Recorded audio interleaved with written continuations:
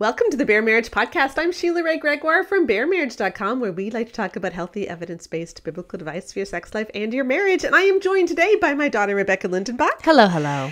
Becca, we are going to do something today that we haven't done in a while, and I'm actually kind of excited about it. Yeah. We are going to have like this big discussion that's going to span all kinds of different things, and we're going to wrap it all up in the end. It's like one of the original Bare Marriage podcast episodes. We haven't done these in a while because, like, guys, you've seen, if you've been around for the last few months, we've had a lot going on. We've had a lot of exciting stuff going on. It's been a lot of big projects happening, and as a result, we just haven't gotten to do this as much. I know, like we relaunched our Whole Story Puberty course. Dad and I were putting the final touches on our marriage book, and we've been doing all the copy edits for that, and we're really excited. That is coming out March 11th, I believe, and you'll hear about joining the launch team in January.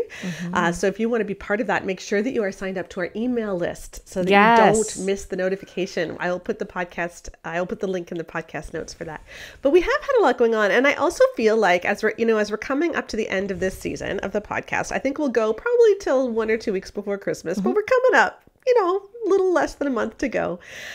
We've just had a lot of interviews this season. Great interviews that I've really enjoyed, but then I've missed this. Me too. So I'm actually really excited about in the new year when Keith and I, my husband, it's hard to talk about this when my daughter's here, but you know what I mean, the person that I am married to. When we're launching our new book, we have so much to talk about. And so the podcast is mostly going to focus on us again. And that's actually going to be kind of fun. I'm looking forward to it. Yeah, absolutely. So before we start our big ramble, which is going to be awesome today, thank you to our patron group, who is our safe space online in our Facebook group. When we have, big projects, they're the ones who are there for us. And and so many of our big research projects have been done because of the patron group and how you guys have given us that opportunity. Yeah, and for a year, we've also been the Good Fruit Faith Initiative of the Bosco Foundation, where you can give and get tax-deductible receipts. And as the year end is coming up, please think of us. I'm doing a big meeting with Joanna next week sometime about one of the projects that the Bosco fund, the funds from the Good Fruit Faith Initiative through Bosco is helping to do. So that's exciting. There's stuff happening with that as well, and it's been really helpful. And we're gonna have a lot to announce. Even in 2 weeks, I think we're gonna make some big announcements. So that's great. But today I want to talk about something that happened on Twitter. Actually, before we even get to that, this just shows how rambling this podcast is going to be. I have so many pieces that I want to connect. Let's start with where we're going to end up. Okay. Gisele Pelicot. Yes. An amazing woman in France. Keith and I talked about her a couple of weeks ago on the podcast.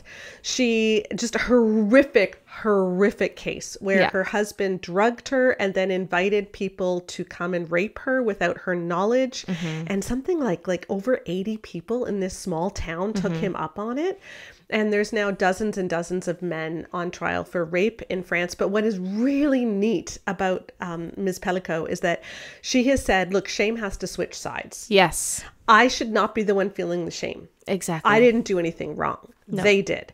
And so she asked for everything to be televised, even for the videos to be shown in court where the journalists could see them. So anyway, I just have so much respect for her. She's over 70 years old. Yeah. Like, I think maybe she's just like, I don't give a care anymore. We're going to finally see some justice here. Yeah. If I'm going to go through this, I'm going to make sure it counts for something. Yeah. So much respect. But I want to take that idea that shame must switch sides. Yeah. And I want to look at some of the messages that have been given to those of us who are calling out the pornified view of sex that's in the evangelical church. Yeah. So should we define pornified view of sex for anyone who might be new to the podcast? Yes. Why don't you do that, Becca? Okay. So a pornified view of sex is one, I think this is Andrew Bowman's definition, right? He started with, depends what you're going to say. The phrase I think is his. Okay, yes. Well, we'll see. Andrew might chime in and be like, I disavow that. I don't know. We'll see. No, but the pornified view of sex is in essence something that sees a person or sees beauty or sex or something wonderful to consume and use and kind of hoard and have versus a relational opportunity to kind of meet as souls. Yeah. Do you know what I mean? Like, do you see how there's a difference there? Like, there's sex that's a meeting of souls, right? And then there's sex where one person uses another person. Yeah. Or it's degrading, or it's about what can I get out of this versus a natural outflowing of love and affection. Yeah, exactly. Very good. And so we don't want that. We do not want pornified views of sex. We don't want sex to be a taking. We want sex to be something that you are experiencing in all its fullness together. And that's why we wrote The Great Sex Rescue. That's why I've written, The Good Guy's Guide to Great Sex, The Good Girl's Guide to Great Sex. That's why we have our orgasm course, our libido course. That's why we have a marriage book. And I said all that because I want that to be the backdrop. Like, I don't think there's anybody in the Christian world who writes about sex more than we do. I would struggle to think of anyone who writes, especially exclusively about sex. Like you do a lot about specifically this. Yeah. So this is our jam. All right. Anyway, about a month ago, I read a news story that I was totally flabbergasted and just appalled by. So there is a pastor, Gabe Mills, who was at the Journey Church, which is a mega church in Kenosha, Wisconsin. Yeah. All right. And he was arrested because in a church meeting, he picked up the phone of one of his parishioners, got into the phone, scrolled back through the photos, and I think he had to scroll back like about 1,000 photos until he found some nude photos that the wife had sent to this guy. Oh, gosh. So private photos, and he airdropped them to himself. Ew. So the pastor airdropped nude photos that this guy had on the phone of his own wife, and he airdropped them to himself, and he got arrested. Yeah, it's not like this guy was sharing photos of his wife. He didn't know what was going on. This was totally non-consensual with anyone involved. Right. Now, to the church's credit, I think as soon as they found out, they fired him, so that's great. But then after he was arraigned for this one thing, he was immediately rearrested because there was a second count. And who knows how many other counts there's going to be, where someone else came forward and said, yeah, he did that to me too.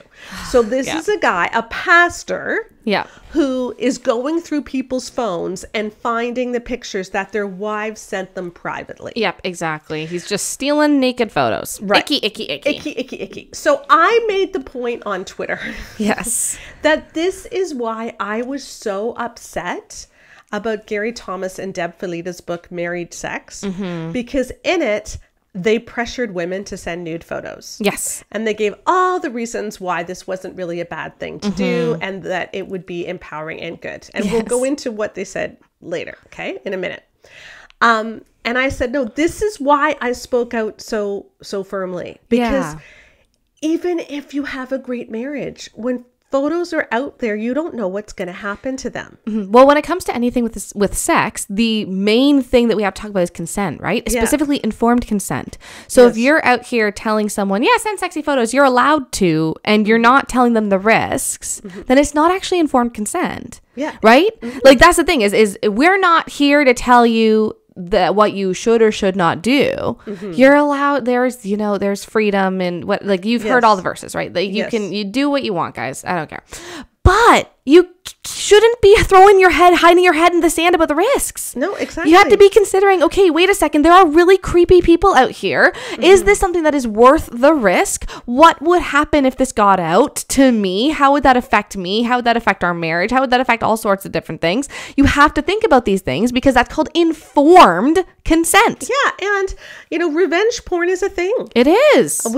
There were so many people on my blog and Facebook page over the last few years who have said, one particular woman I'm thinking, she said, I had to pay $15,000 in lawyer's fees to get the photos back from my ex-husband. Yeah. And I still don't know if I really have them back. Yeah. I have the phone back, but he still could have kept them somewhere. Yeah, they could be on a hard drive somewhere. It's just terrifying. And I have no way of knowing. And so the pain that these women are going through is immense. And so, when Married Sex came out in 2021, I made a big deal out of this. And I said, this isn't okay. And so what I want to do, before I get to what Gary said on this Twitter thread, because he chimed in, the author Gary Thomas chimed in, I want to walk us through the passage. It's only about a page and a half long in the book. Yeah, it's not very long. To talk about how they handled sending nude photos, okay? And again, we are all going to get back to this. Shame has to switch sides, but we're rambling a bit. We're setting the scene. We are setting the scene.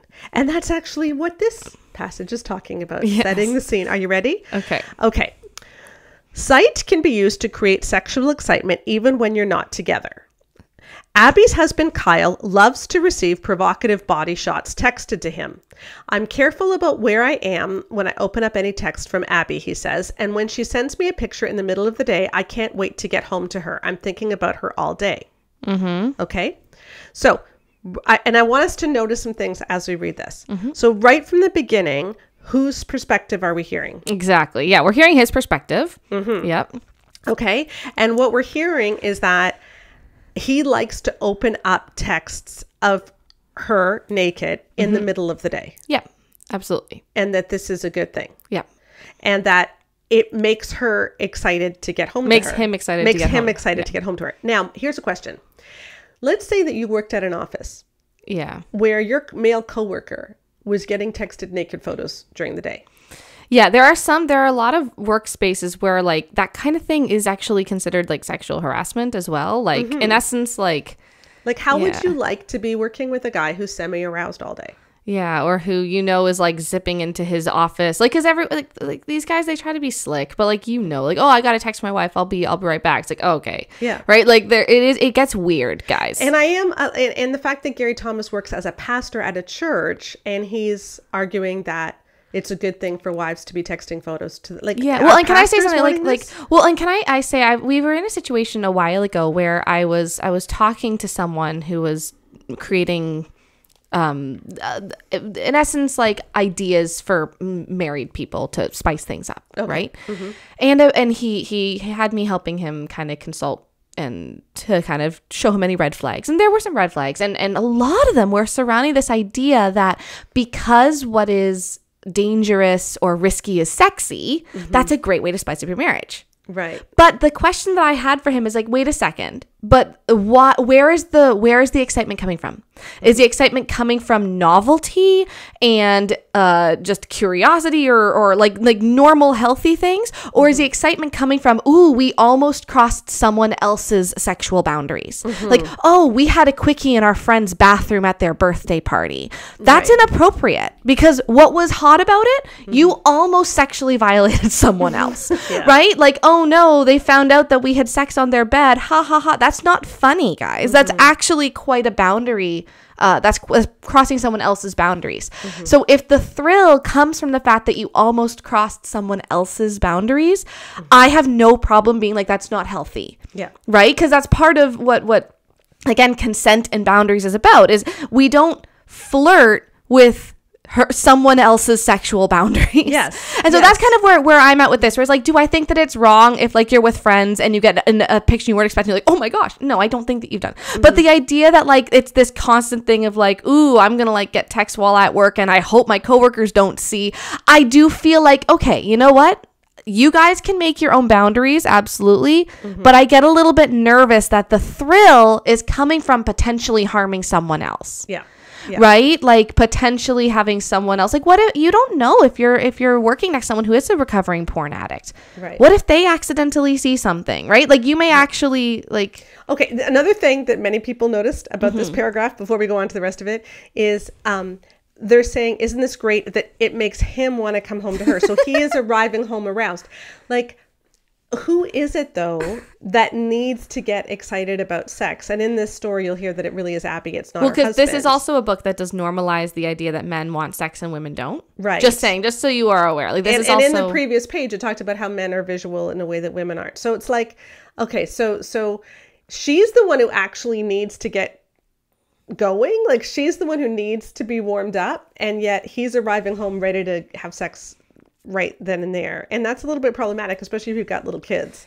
Yeah, it's just I think it's interesting whenever there's this goal for sex where again it does, like I'm so sorry to say it again, but it just does have that pornified view where it does kind of read like the script for a bad 1980s porno film. Yeah. Like the idea where like you get home and the minute you're home you're ready and raring to go. And she's wearing saran wrap. You enter the house. Yes. Erect penis first. Like, I don't know. Like, it turns the doorknob. Yeah. Like, I don't know what's you don't even need a key. Like, and again, I know that because sex is personal, like, let's again give the caveat. There's nothing wrong with being like, hey, just so you know, the kids are at a friend's house and I'm ready. Like on your way. There's nothing, like, again, have fun.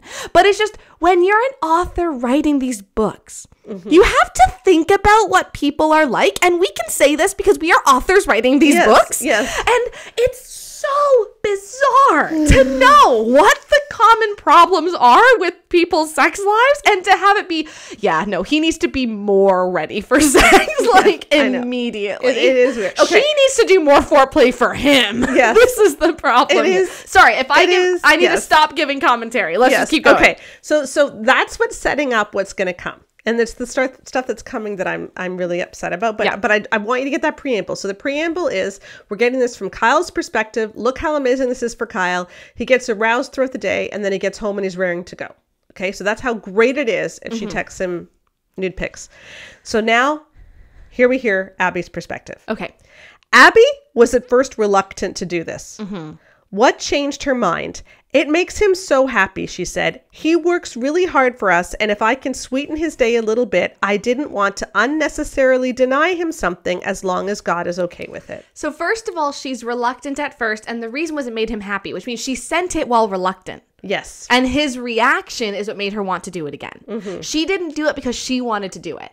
She did it because he wanted her to do it. That's a red flag. But also, who is this being written to then? Who is this section of this book being written to? It is not being written to women who want to send nude photos. It's also not being written to couples where it's like, guys, if you want to be flirty, just be flirty. Like, just here's the risks, but just be flirty. It's fine. We actually did write to couples like that in the Good Girls Guide to Great Sex and the Good Guys Guide to Great Sex. We said, look, what about nude photos? If you want to send nude photos, there's nothing wrong with it. You are married. However, there's a big wisdom issue. Yes. And please be aware of all of these things before you do it. So like, we were writing to couples who wanted to do it. And we said, okay, just think about this. Yeah. This passage is being written to women who do not want to do it. Yes, the examples are from reluctant women who are only doing it because it makes their husbands happy. This wasn't Abby wanted to be flirty and was feeling a little silly one day and was like, I'm gonna send him a picture, whatever. Right. That's not the story here. The story is, I didn't want to do it, but he works so hard, and apparently that means we owe him sex. Well, yeah, and not just that. Okay, let's look at the reading here.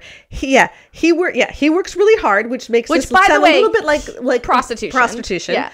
And if I can sweeten this, I didn't want to unnecessarily deny him. Yeah. So like, if you are denying someone something, it sounds like he has a right to this. Yeah. No, sexy pictures are not a right. Cell phones have only been around for less time than I've even been alive. Right. So, and again, the book that we're looking at here is Married Sex by Gary Thomas and Deborah Filito. Gary Thomas is an extremely well-known marriage author. His book Sacred Marriage is one of the best-selling marriage books in Christian circles. It's been around for about 20 years. Deborah Filito is a licensed counselor, and they collaborated on this book. I believe this passage is from a chapter that Gary wrote. So it is not from a chapter that Deborah wrote. I don't think so. Yeah, because they seem to go back and forth in chapters. And the footnote that they add. Well, we'll talk about it later. Yeah, we will. And Deborah's chapters do seem on the whole to be a lot healthier than Gary's. So anyway. All right, so here we go, back with Abby. She took the question to her women's Bible study where the opinion was mixed. The most common objection was, what if it leads to him doing porn? Okay, so here's a woman who's reluctant to do this. And who goes to her girlfriends. And asks her women's Bible study. Yeah. Here's just a little bit of a heads up. If someone truly wants to do something, they do it. Yeah. On the whole, they do it, okay? And so if a friend ever comes to you and says, hey, is God okay with me doing X or Y? Don't answer whether or not God is okay with doing X or Y. Ask her if she to. really wants to, because it very much could be that she is desperately trying to get an out. Yeah. And you know what? It also could be that she's like, hey, so like, is it okay if I send 60 photos? And in her head, she's like, because I sent 4 last night and I hope this is okay. Yeah. And in which case you're like, well, like, why are you asking? Oh, well, like, I don't know. I got kind of carried away. And it's like, no, honey, there's not a sin issue. It's a wisdom issue here. Like that's where you have that conversation, right? Yes. Versus you can say like, hey, well, like, I mean, there's nothing necessarily wrong with it, but you don't have to. Yeah. Like, there's also nothing wrong with not doing it. Yeah. Lots of couples don't. Yeah. So investigate. If a friend ever asks you, is it okay to do something? Just realize that in abusive relationships, coercive relationships, often they are being pressured to do something and they're being told, God says that you're supposed to obey me, or God says that everything is fine. Or even if it's not abusive, it's also just sometimes people are emotionally immature. Yeah. Like sometimes people are just like, well, I don't know, I want a sexy pic. And it's like, okay, well, I don't want to send one. Okay. And they kind of pout, and then she feels bad. And right. So like it's not necessarily that he's trying to enact power over her as much as he's just being a little bit immature sometimes when you don't get what you want. So it is okay to just not answer the actual question, but get to the root of the question, because that's actually probably more important. Like why is she asking, and is this something she wants to do? Okay. All right. So here she is. Her Bible study group is saying, maybe not. What if it leads to him doing porn? Yes. Which I think is an extremely valid question. I think so too. Because guess what? Porn does treat women like objects. Sex becomes about using someone's for your own gratification rather than actually experiencing you in relationship. And so if a guy is used to that and would rather look at his wife as a photo than experience her, this is a problem. This could very easily be a problem. It isn't automatically, but even if it's not rather using her as a photo than a person. It's also like you're allowed to just realize that, at the end of the day, like the idea of what is porn, the actual definition of porn is pretty much content that is created in order to sexually arouse and titillate, right? Naked photos are a form of pornography. Yes. That is just truth. If someone sends your naked photos without your consent, what is that? That is non-consensual distribution of pornography. Is and that does not mean that it's, again, a sin for spouses to send like photos to each other. That's not what I'm saying. What I'm saying is, let's not pretend that it's not something it is, because I think that is an important conversation. If you're with someone who's had porn problems in the past and they're trying to kind of like detox their brain from that way of seeing sex, you're not going to do it with a bunch of like kind of like wife porn. Yeah, exactly. And I'm sure that's what Gary's about to say, right? And unfortunately, I know what he says. Okay. Here's how he answers that. Consider the Latin philosophical dictum abusus non tollit usum, which roughly translated means abuse doesn't negate the proper use. Just because something can be abused doesn't mean it can't be used. In Abby and Kyle's case, the texting is creating intense desire for his wife, not for other women, and it hasn't led him to seek out porn. It also becomes all-day foreplay so that when Kyle comes home at night, he's ready to go. Okay, I have a couple of thoughts on this. First of all, the idea that you need all-day foreplay in order to not look at porn is so exhausting. Like, I'm sorry. If a dude needs to be... Okay, I don't want to get... We're about to talk about how, like, people say we're not willing to get graphic. Can I be really graphic for a second? If a dude needs to be at half-mast all day...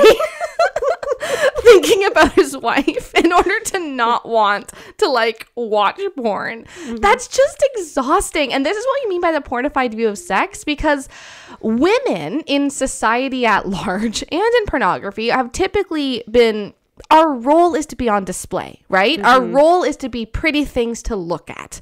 I mean, we even see that in even just kids' clothes, for pity's sake. And that's not in a sexual way. That's more in just genuinely this idea of like, girls are socialized to be objects to admire, right? Whether it's at, age 4 or age 24 or 34 or 44, wherever.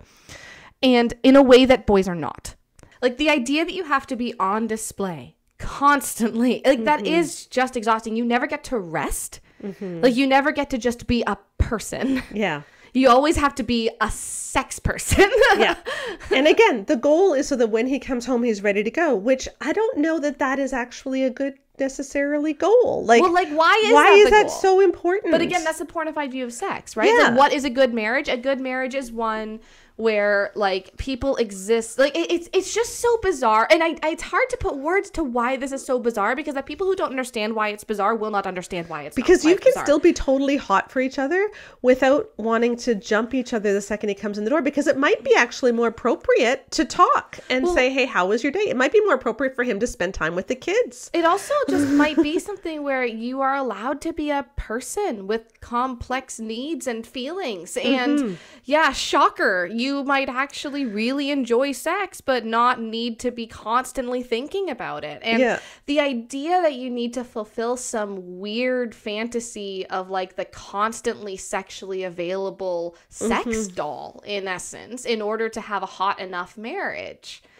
It's not true. And that's, I think, what I want to say. Like, there's so much pressure put on people because of stuff like this to act pornographic. Yeah. Like, to act like this hyperbolic, exaggerated sexuality that is not necessarily always the case in relationships. And we're not saying that you can't be all over each other too. That's obviously a thing. But there's also this level where like you're not allowed to have seasons of life in a lot of these books. Yeah. Like you're allowed to have times when you are just kind of bunnies going at it. Right? And you're allowed to have times where you're like, yeah, and now we're in like a rest period where like maybe you're super stressed about stuff, maybe there's like big stuff at work happening, maybe you have like, maybe you're pregnant, or like there's stuff going on, maybe your dad's sick, like there might be just stuff, and you're allowed to not constantly be this is actually a big point we make in our marriage book, and we had a article about it a while back, how sex is allowed to reflect like what's going on in your life. Like it doesn't have to be the same thing no matter what is going on in your life. And we hear that in so many marriage books. I remember Intended for Pleasure told women that in the postpartum period, they had to make sure that they gave their husband sexual release at the same frequency level as they did before pregnancy. Yeah, exactly. Right? Because he can't possibly not have ejaculations at the same frequency. Or we hear, people talking about how you need to get back to this really hot sex life, even when you have babies, or else you've lost something. And it's like, maybe you're just allowed to be parents. Like maybe this is just a temporary time. Yeah. Where, also, you still have sex, but it might not be like 5 times a week or 3 like it used to be, but that's okay. But that's one of the things that I find so hard about a lot of these Christian sex books that we've read, is that it's like the goal is just that hot sex happens. Yeah. The goal is not to create the kind of marriage where hot sex is a natural thing that is going to come from it. Exactly. Because here you have this reluctant woman who doesn't want to do this, but is doing it because she doesn't want to unnecessarily deny him. And God's not actually telling her no. And now he comes home and he wants to jump her right off the bat. And it doesn't say whether she wants to jump him. Yeah. And like maybe they're assuming she does, in which case points. But there's absolutely nothing mentioned about how she feels about it. It's only how Kyle feels about it. Okay. Now, what's interesting too here is that Gary never mentions the reality that many, many, many Christian men are trying to stop using porn. Like we found an incidence rate of about 50% of married evangelical men are still using porn at some rate. A lot of it's just intermittently or rarely, but they're still using pornography. And Gary and Deborah, when they did their survey of couples who joined their Facebook page, they actually had an even higher rate. Yeah. And so they had like 2/3 of couples. Now their survey obviously was a lot smaller than ours, and et cetera. But anyway, but they had 2/3 of the couples that they surveyed are using pornography, and he never mentions it here. He says you're not even allowed to worry about that. Yeah, it's not even an issue. Yeah, well, just because it could go bad doesn't mean that it will go bad. Well, just because we do a lot of things though because we avoid a lot of things because they could go bad, because that's the wise thing to do. And the number of women who have said, "Yeah, I was told to use porn to stop my husband's." Or I was told to become porn to stop my husband's porn addiction, and it doesn't work. And heartbreaking stuff that we kept hearing on our Facebook page. Okay, let me read the next paragraph, because this is the one that I keep quoting in my Fixed It For Yous, okay? Shortly after they got married, Izzy did a boudoir photo shoot for her husband, Scott. The photographer was a woman. Scott calls the photos awesome and says they draw him towards Izzy again and again. And here's the important sentence. With those pictures seared in his mind, his sexual interest is centered on Izzy, and neurologically, he's less likely to be drawn to other women. Yeah, exactly. Which is it's just bogus science. It's not true. No, it isn't true. But what he's saying here, what Gary is saying here is you send nude photos so that your husband won't look at porn and won't lust after other women. And I want to do a little pop quiz for the listeners. What do we call it when we cajole someone into engaging in a sex act that they originally did not want to do under either threats or bribes? What's it called? Do, do, do, do, do, do, do, do. Oh, what is coercion? Coercion. Yeah. Like, and what this is coercion. This is sexual coercion. And what's really awful is that the book is doing it because the book addresses women who are reluctant. Yes. And then it breaks down every single argument that they could have against it. Yes. So you don't want to do it? Well, it makes him happy. You wouldn't want to unnecessarily deny him. He worked so hard for you. Your Bible study group, well, a lot of them said it was okay. And the only reason that the Bible study group said to not do it is totally debunked. It doesn't even matter anymore. So there's no reason not to do it according to the Bible study group. And it'll stop your husband from watching porn. Yep. And so if you don't do it, you're kind of at fault for him keeping watching porn because you had this option right there that you unnecessarily denied him. This is really terrible, especially when you pair it, which is what I did on that Twitter thread, with what we now know happened in Kenosha, Wisconsin. Yeah, exactly. Where a pastor got a hold of those, of Abby's photos, basically. Exactly. Okay. A pastor got a hold of Kyle's phone. Yeah, exactly. And looked at pictures of Abby. Yeah. And that's why, again, informed consent is necessary. Just saying, if you think that saying the risks makes you be like anti-sex, then you're not pro-sex. You're not sex positive. No. You're just anti-consent. Yeah. Like, and then he does have a footnote. It is a footnote. It is not in the main text. And it says this: note that some counselors strongly object to this advice. Yeah. Insisting that it's too dangerous for a wife to put photos of herself like this anywhere lest they fall into the wrong hands. There are ways and apps to guard against this. Again, we're going to tell women that their concerns aren't valid because, hey, there are ways against this. But husbands, if your wife isn't comfortable with this, please don't pressure her. Yeah, so the book will do that for you. So husbands, you don't need to. But it's not even the footnote where they have a very valid concern is just like brushed off. Like obviously these women just aren't doing good enough security, even though there is no good enough security. They're just like, that is the thing. If you are going to do this, you need to be okay with the risks. Yeah, that's just it. So this is our problem, and I've been talking about this for several years now. It comes up every now and then, and it came up again with this case in Kenosha, Wisconsin. That here we have a book published by Zondervan, put out by one of the best-selling marriage authors in 2021. By 2021, this was after The Great Sex Rescue was published, and this is after he had read The Great Sex Rescue. Well, and after there had been so many things in media about like naked photos being leaked and stuff. Like this isn't one of those books from like 2004 when everyone got their first smartphones or something, or I don't know when smartphones came out, but like you know what I mean. Like this isn't from way before people knew better. This is in the last 4 years. Yeah. Okay. And so revenge porn is a thing, has been a thing. There are revenge porn laws going up everywhere because this is a thing. And yet he said this without talking to any women who have been hurt by it. And seriously, I put one post up on social media and I'm inundated with hundreds of comments of women who tell me how devastating this was to their marriage. Yeah. Again, if you're in the kind of marriage where it wouldn't be devastating and you really want to do it, we are not saying it's a sin. We're simply saying, hey, have wisdom and don't ever coerce someone into it. Yeah, informed consent. Know the risks. Okay. Know the risks. So I put this up on Twitter about the Kenosha thing, and Gary Thomas actually chimed in. Yeah, of course. Okay, he doesn't get on social media very often anymore, but he did chime in, and he said this: here's what I actually said, and then he quotes his footnote. Okay, note that some counselors strongly object to this advice. All right, and then I replied, this was in a footnote. Yes.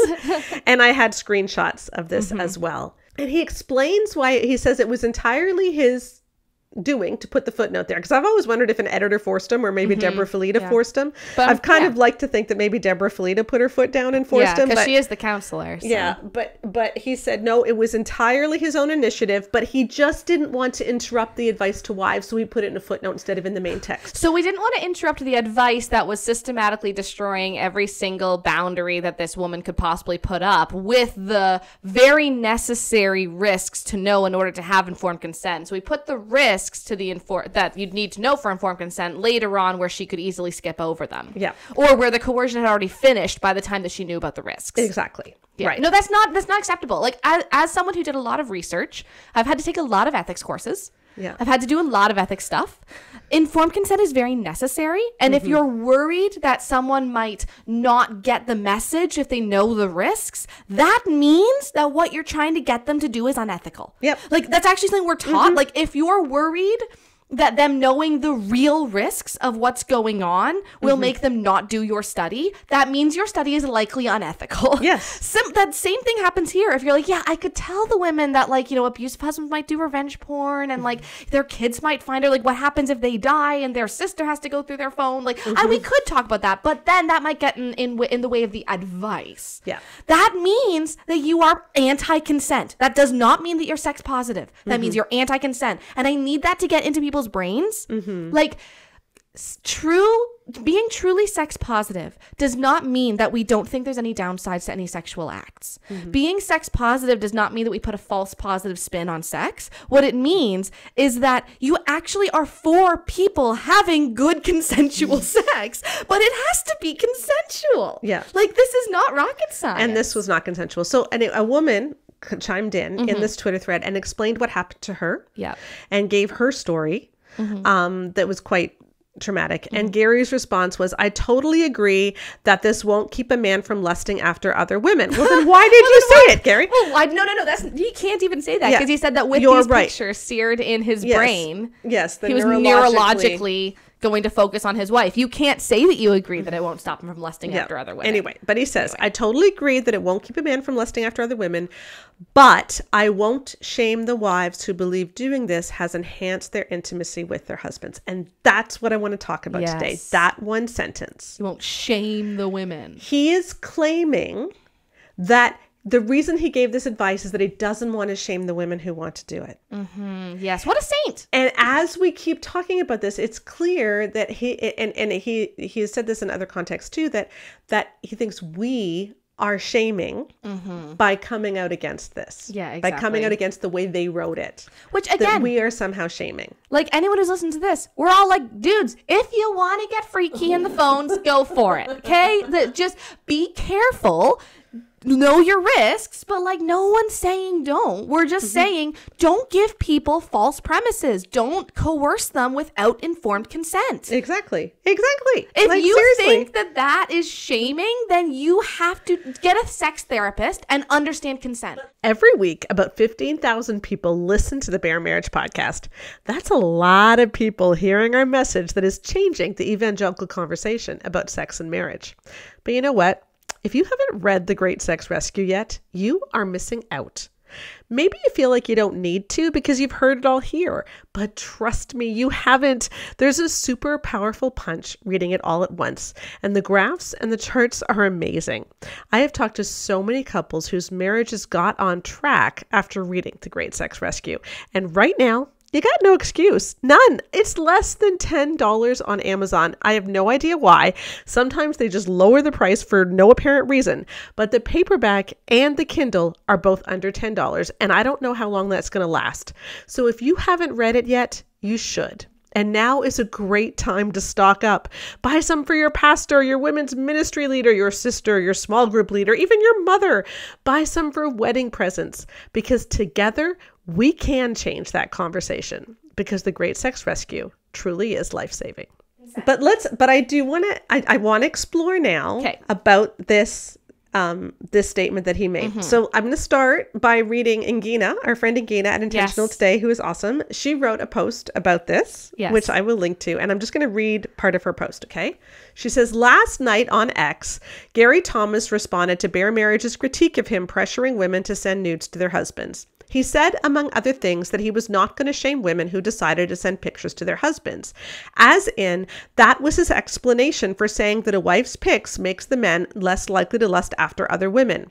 He did also say that it's not always a good idea, but his illustration went in the opposite direction. See, it's a good thing, and the context was women who were uncomfortable doing it. So to defend himself, Gary is saying that pressuring women to do something they don't want to do is just him being an excellent non-shaming guy. Yes, exactly.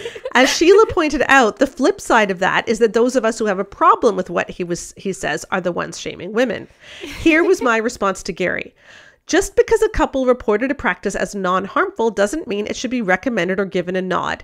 And you do so in this book. There's tons of research showing how harmful this is. Why is it so hard to listen to the majority lived experiences and the data? Once we know better, we're supposed to do better, not defend better. Women, it's okay to expect better from authors, especially the popular ones, because those are often the ones lining our church bookstores and recommended reading lists. Yeah, exactly. And Gina's, she's great. Yeah, she really is. And I want to read just a couple. Yeah. I want to read a couple of comments that were, because I shared this post. So here's just 3 comments from other women, some on Gina's post and some on mine. So Misty R, whom we know well, yes, she says, interesting how he's trying to flip the script. First, he uses his book to shame women into sending their husband nudes, and then he insists he won't shame women for doing the thing he shamed them into doing. That's exactly the way to go, Misty. Emily J said, but I won't shame wives who thinks this increases intimacy. Darvo King, literally no one was shaming them, but my guy wanted to look like a hero instead of just admitting he was wrong, so he made that part up. Well, that's exactly it. No one was saying, ew, you shouldn't have sent photos. Isn't that such a horrible thing? It was like, this has risks. Make sure you know the risks. Don't coerce women into doing something risky without telling them the risks. And don't coerce them. And this is Darvo. Yes, what Gary is doing is Darvo. He is reversing victim of offender, and he is attacking. Yeah. And many women brought that up. And Jane L says, so it's your fault if your husband lusts after other women because you didn't send him nude photos of yourself, but I'm not going to shame you for causing this grave spiritual harm to your husband. Yes, exactly. No, it's just such a messy situation. And this is the problem is I feel like these guys have learned that you can just use the word shame and, this is a good way for me just to stop conversation and critique. Yeah. This is an easy way for me to get out of this conversation without actually having to grapple with the subject matter. Yeah, right? I am just simply gonna, if someone's coming at me and saying that something I said was bad, I am just simply gonna accuse you of being ashamed of sex and you're a prude. But again, when you have this view of sex, that is a pornified view of sex, and the pornified view of sex is seen throughout married sex in many different areas. Some areas not, like the book is so hit or miss with different areas of it, but the pornified view of sex really is, I found it throughout anyway. My personal opinion reading it. I you know that because you were part of the group text of me reacting as I read it. Yes. So someday that should be one of our perks for our patrons. Can I just say every now and then we should just release the group texts of when I read things. I should go back every now and then. Just like release the texts. No, anyway. But what I was gonna say is when you see the pornified view of sex going through there, consent is actually inherently threatening to a pornified view of sex, because a pornified view of sex is I should get whatever I want, right? But consent is we'll do whatever's good for us.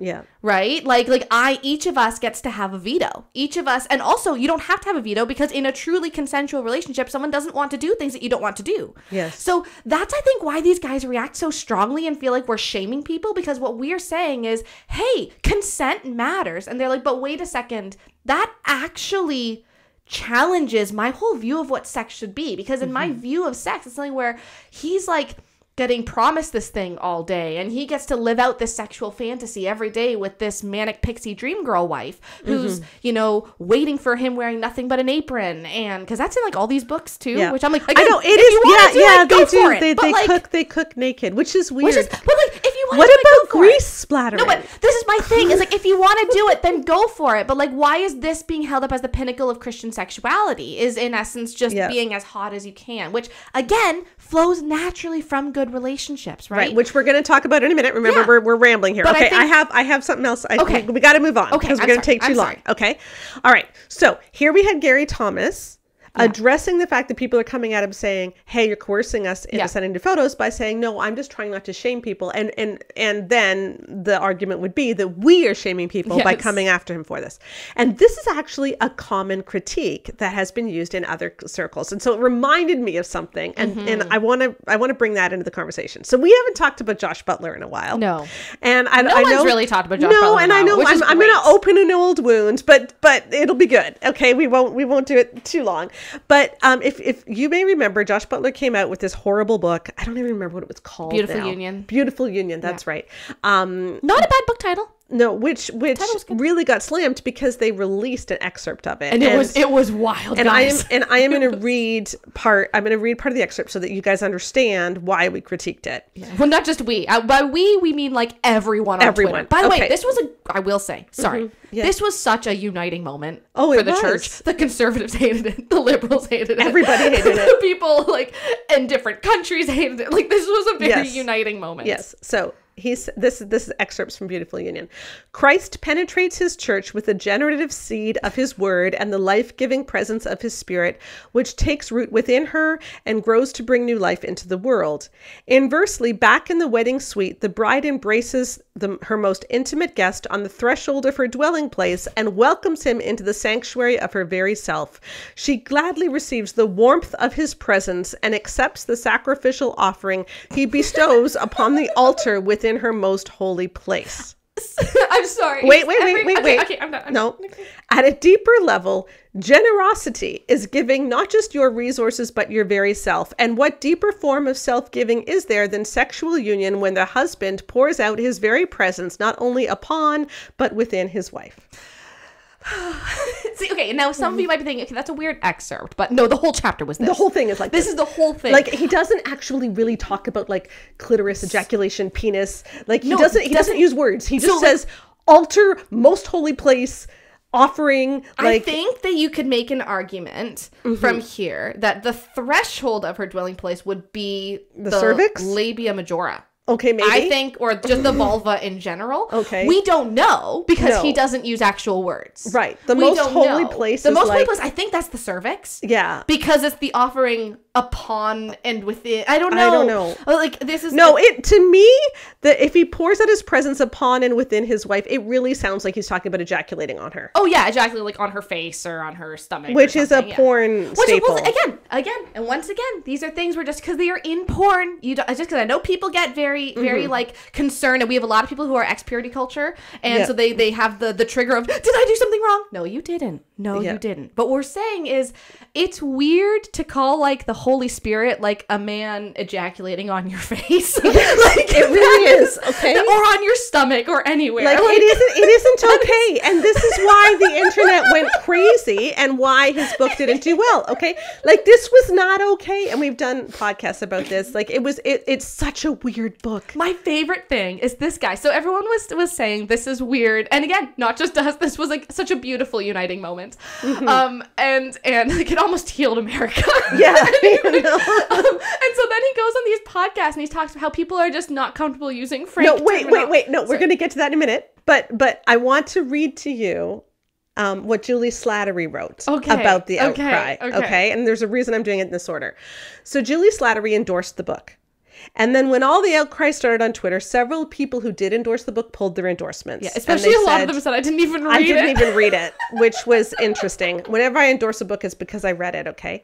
But many people endorsed them without reading it, and they apologized and they withdrew their endorsement. But Julie Slattery did not. She actually had him on for 2 podcasts. I couldn't pull clips from those 2 podcasts. Been deleted? Because she has since deleted them. And she also did a podcast with Dana Gresh where they talked about like Dana's new views on modesty, and I listened to it, took notes on it when we were writing She Deserves Better. And then when I went back to get like the actual clips for the book, she had deleted the podcast and I couldn't find it anywhere. Yeah. So it's not in She Deserves Better. So she does this a lot. She'll put out podcasts and then she deletes them. Or maybe it's not a lot. Maybe I just happen to find the only 3 she's ever deleted. Yeah, but maybe it's just the controversial ones. Yeah. But anyway, I wrote an op-ed. I was for a Christian magazine in the UK about Beautiful Union. And Julie Slattery is quoting from that op-ed in what she says here. So I'm going to read this to you, okay?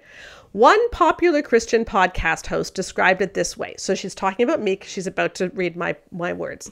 Somebody wrote an article that took the metaphor of Christ and the church and compared it to a husband having sex with his wife, and the entire world collectively went, ooh.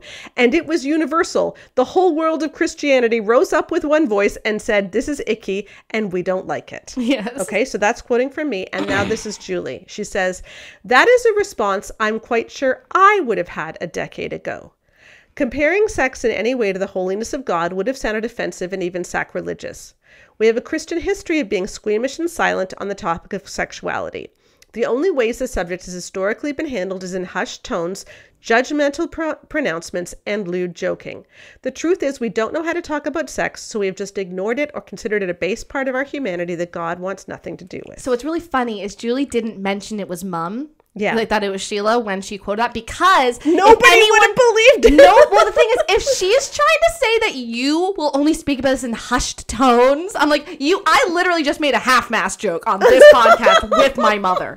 Okay? Like, I'm sorry. Like, we're talking about vulvas, clitoris. Like, well, and that's the thing. Josh Butler did not say vulva or clitoris, or he didn't talk about the female orgasm. Like, we talk about this stuff, so frankly, Josh Butler did not. Josh Butler did this in a creepy way. Well, we did a study on this, actually. We did a focus group for Great Sex Rescue, which if you've read Great Sex Rescue, you may have seen it. But we actually asked a bunch of women. We read them a bunch of excerpts from books that were talked about sex and explained the mechanics of sex.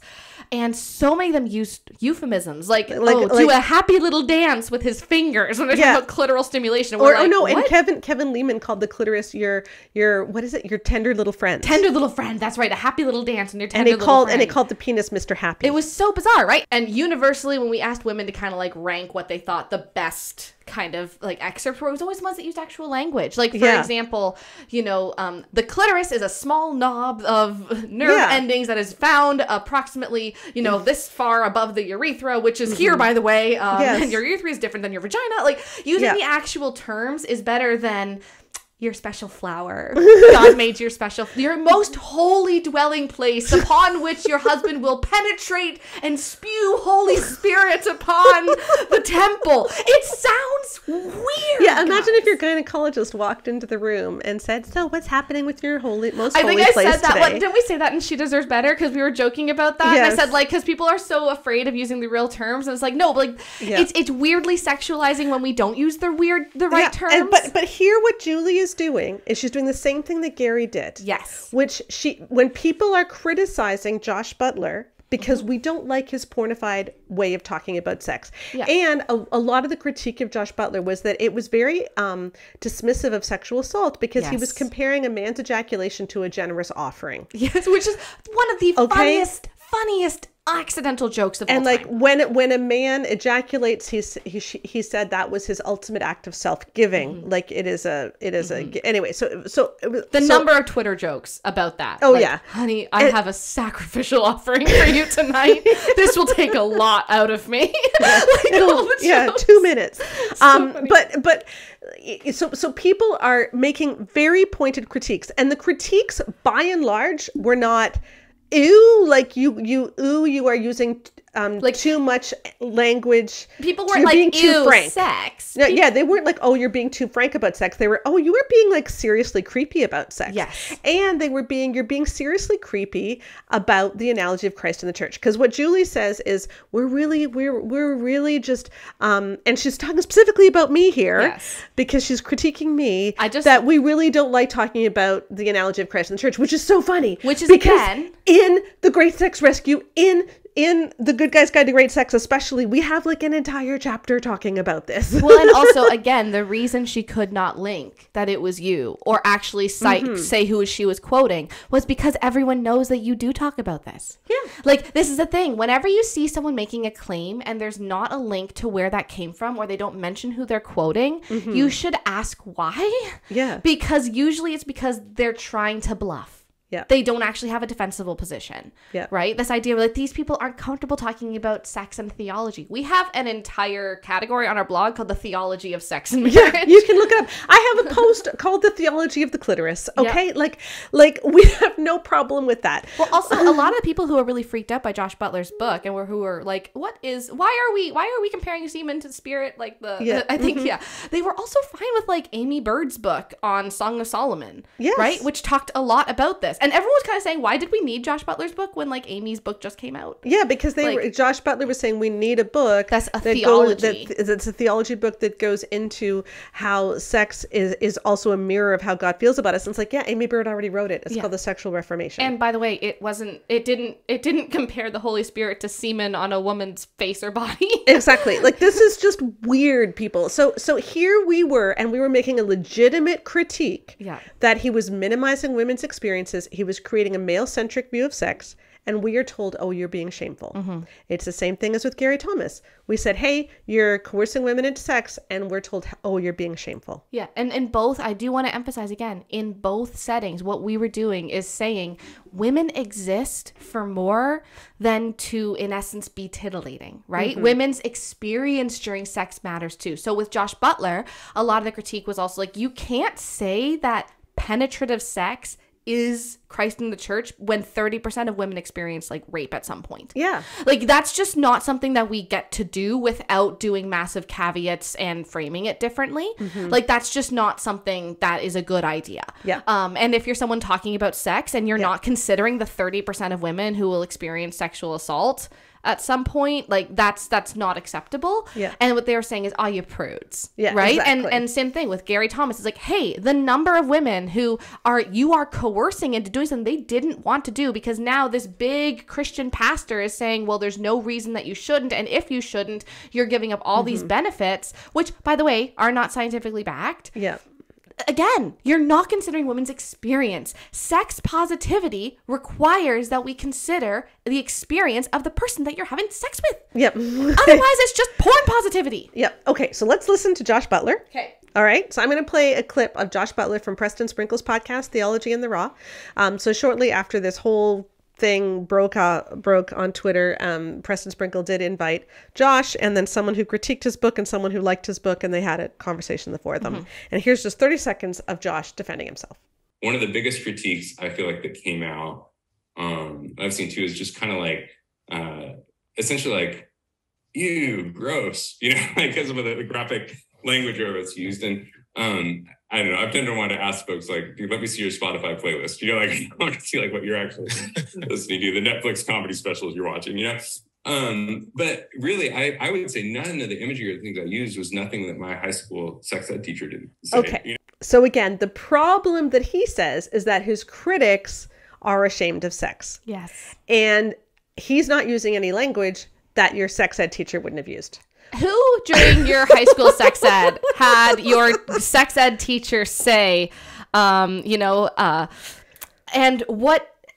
and what deeper form of self-giving is there than sexual union where the husband pours out of his very presence not only upon but within his wife? Yeah. Whose sex ed teacher referred to the vagina or something as the most holy place? Like, no.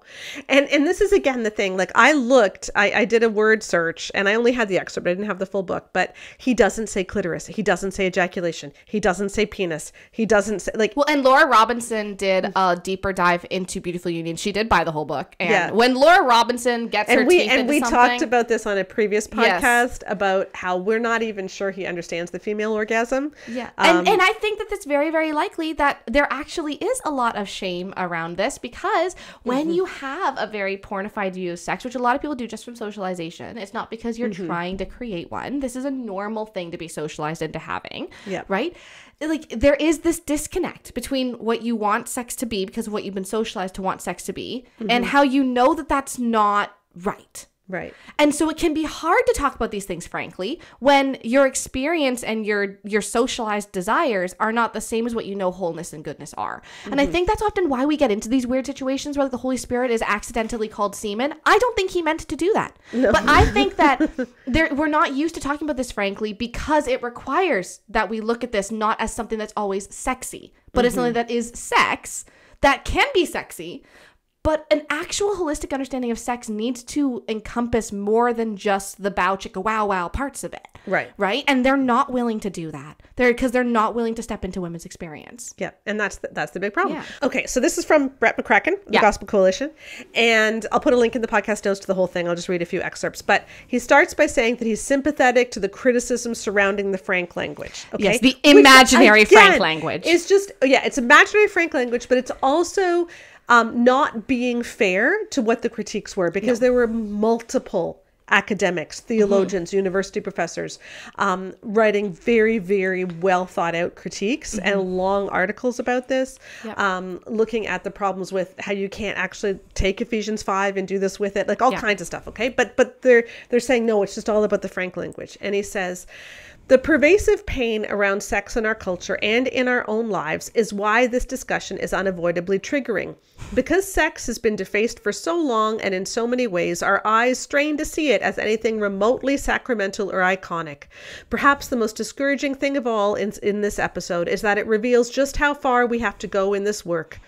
I get that frank theological talk of sex triggers us. Sex is a potent thing that when sinfully distorted cuts us in ways that leave deep lasting wounds. But remember, sex is a thing God made.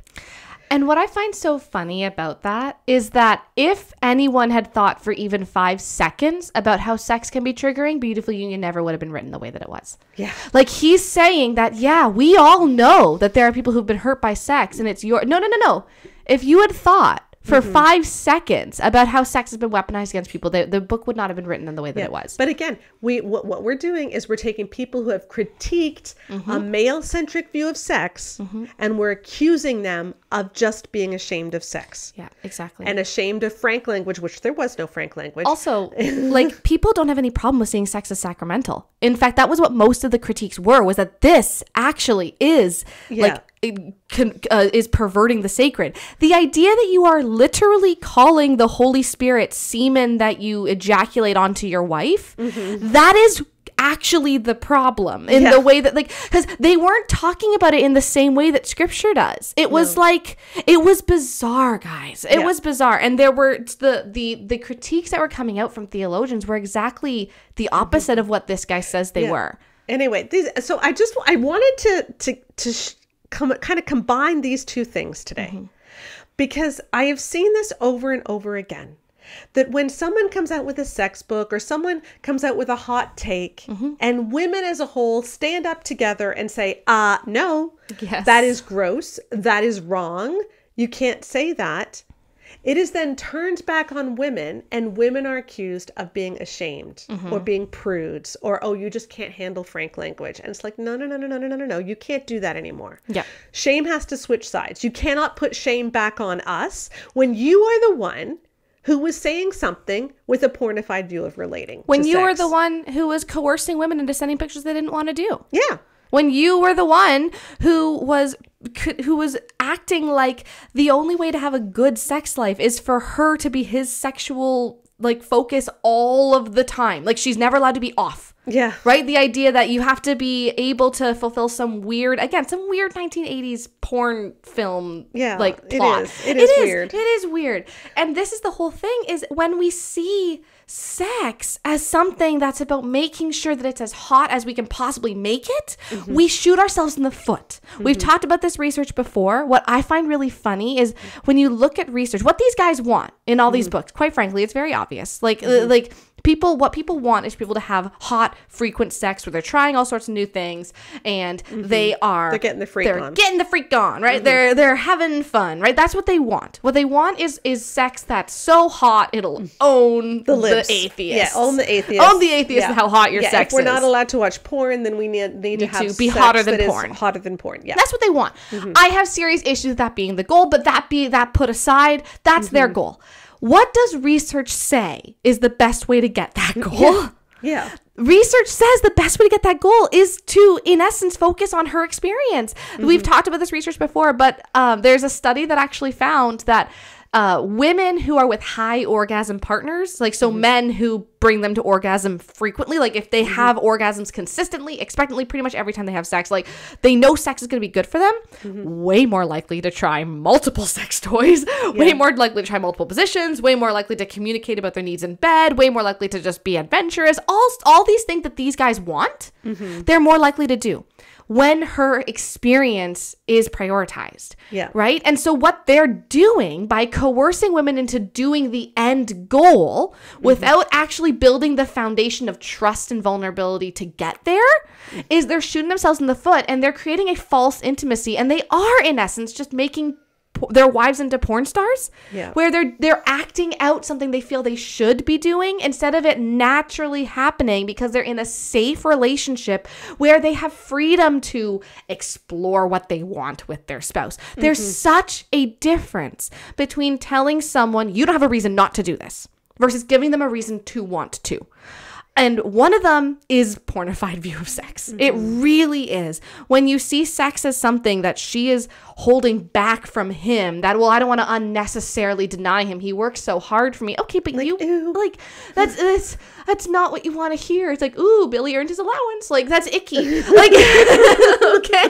Like, that's not a good view of this. Mm-hmm. We need to stop seeing women having sexual boundaries and women having visceral reactions to sexual tropes that come from a culture that sees us as usable and as display objects and as consumable items in the bedroom. We have visceral reactions to those things and those tropes for a reason. And that should not be where the shame is put. We should not be teaching women to stop having visceral reactions to pornified styles of relating. Instead, we should be teaching men to have visceral reactions to those and to say, oh, gosh, I didn't even realize that I'd been socialized into that. I didn't even realize that that had happened. And now I'm going to turn around and change, because you can. That's the thing. And that's actually a big part of what is happening in France. Yeah. So to get back, we're going to come full circle now. But one of the big problems in France has been that this idea that anyone would have sexual boundaries is seen as a negative. Yes. Like, everyone's supposed to get their freak on all the time. Yeah. And so, you know, holding people accountable for coercion for rape has been really difficult. And, you know, even the fact that this went so far, you know, with this many men wanting to rape her. Okay. And a lot of the commentary coming out of France by women writing about this is, now maybe we can speak up and say, actually, I don't like that. Yes. I don't want that. That isn't good for me. Because we've been focused so much on how to be hot that we've ended up hurting people because we have totally degraded sex. Yes. And again, the same act, we know this. The same act can be either degrading or enjoyable depending on context. That's literally the difference between sex and rape. Yes. Like, this is not hard to understand. The same act can be degrading or can be good depending on the context. Yeah. Like, I don't understand why this is so hard for all these marriage authors to grasp. Yeah. And people are not mad about the act. People are not mad about the thing. They're mad about the fact that the context in this case is that women's consent and boundaries are being ridiculed, pushed aside, or coerced away. Yeah. That's unacceptable. And it's not sex positive. They like to act like they're these sex positive gurus. And it's like, you are the opposite of sex positive, because sex positivity requires strong understanding of consent and requires that one person's needs are not put above the others. Yeah, exactly. Exactly. And I just want to say too, okay, look, you know what? It is totally normal to say, hey, I'm kind of hot right now. You're kind of hot. Let's have a really hot day tomorrow. You know, I'm going to text you nude photos. You're going to come home. We're going to be raring to go. And you know what? It's our anniversary or whatever. Do whatever you want. Yeah, we don't care. That's fine. But to expect that should happen every day. Again, like, I'm tired just thinking about that. That is what's going on. It's like, it's not flowing organically from the relationship. It is flowing from this pornified view of sex. And so our plea is that we get back to actual relationship and honoring each other and understanding what sex is: mutual, intimate, pleasurable for both. And we're not going to try to own the libs by having hotter sex than porn. Because that's not the goal. It's a dumb goal, guys. The goal is to love each other and have an amazing marriage. And the funny thing is, if you do that, you might actually end up having sex that owns the libs. But as soon as you aim for that, you're not going to do it. Okay? You got it. It's like that is a byproduct of something. You can't aim for it. As soon as you aim for it, you won't get there. I'm sorry. I'm still just dying at sex that owns the libs. Well, I sometimes feel like that's what we're trying to do. Okay? Like, and I just, okay, so that's our big meta thing that we want to say. On a personal level, I do want to say, you know, Julie Slattery, that wasn't an okay take to do of my stuff, because, you know, like, to insinuate that, you know, 10 years ago you would have seen it like me, but now you have grown so much and I obviously haven't grown. I mean, that's just a nonsense take, and I think you know that. When you aren't even brave enough to link who you quoted. Yeah, like, for pity's sake, like, I have tons of stuff about what our bodies say about theology and how God and how sex is supposed to be an intimate knowing. And that's why God uses language about sex to describe his relationship with us. This is all throughout my writing. And I have written so many books on sex. I use very frank language, and to insinuate that I am ashamed of sex is just not okay. And to have people do this over and over again to us is not okay. Yeah. Okay. But it is a trend that as soon as people get critiqued because they do have a pornified or male-centric view of sex, that they then accuse women of being ashamed and of being prudes. And I just want to say, women, we don't have to take it. Nope. We don't have to take it. We can say, no, shame needs to switch sides. You are not less sexy because you have sexual boundaries. Yeah. That's a big message women need to hear, because like that is the opposite of what is being told in porn. Like you are not less sexy. You are not a less good sexual partner or a less fit sexual partner because you're not ready and raring to go 365 days a year. Yeah. You are not a bad wife or a bad or bad in bed because you don't like positions that hurt. Yeah. You're not a bad partner to your husband if you aren't ready for sex at 4:57 when he walks in the door every single day. You're not a bad person if your body isn't the same as it was when you first got married. You're not a bad sexual partner if the things that you used to like to do you don't like anymore because things have changed. Like, you're not a bad sexual partner if some weeks you want to have sex every day and other weeks you don't want to have sex at all. Like, you're allowed to be a person. You're allowed to have sexual boundaries, and a healthy relationship is what's necessary to be a good sexual partner. It's not whether or not you'll perform like a monkey. Yeah, like, exactly. It's not. Exactly. And so I just wanted to say that, people. Okay? Way to go, Gisele Pelicot. Yeah. We are in awe of you. Thank you for what you are doing for the world's women and for France's women. And Christian authors, we're not going to take it anymore. Shame needs to switch sides, and you don't get to tell us that we're prudes just because we want sex to be something which is mutual, intimate, and pleasurable for both, and we believe women should matter. So there you go. I'm going to put links to like some of the podcasts where we've talked about this at greater length. The one on, what did we call it? The myth The myth of the magic penis. The myth of the magic penis. I think that might be the one where we talked about Josh Butler. That was just a great title. Or male-centric sex. I can't remember which one we did, but something like that. We'll put a link to that. We'll put a link to the things that we quoted today. And then next week, Keith is joining me.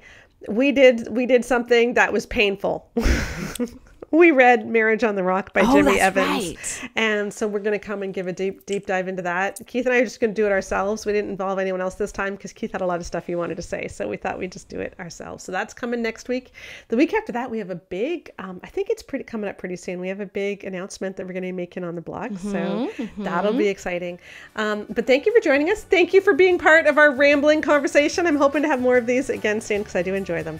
And we will see you again next week on the Bare Marriage Podcast. Bye-bye.